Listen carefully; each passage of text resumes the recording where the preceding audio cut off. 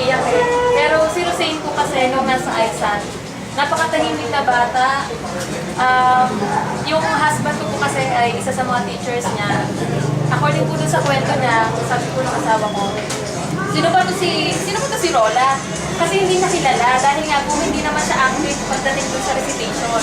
Pero laging nangunguna dun sa grades. May mga other classmates siya, pero na magaling mag-recite, lagi nag-recite active, pero hindi siya ganun ka-active pagdating sa recitation. Pero pagdating sa written exam, laging siya yung number 1. At sa overall talaga, laging siya yung pinaka-number 1. Kaya po, sa kwento ng asawa ko, sabi niya, ito pala si Rola.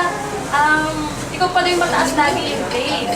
So yun. So, si Rosane po ay tahimik, pero kapag po ang grades ang nagsalita, talagang nagsusumigaw kung gaano kataas.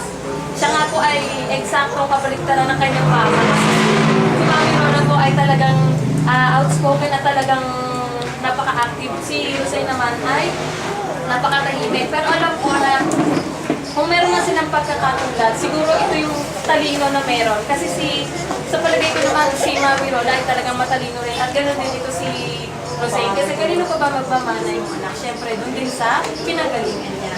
So si Rosane po kahit ganyan na tahimik, talagang isa lang ang laging maaalala ng tao sa kanya.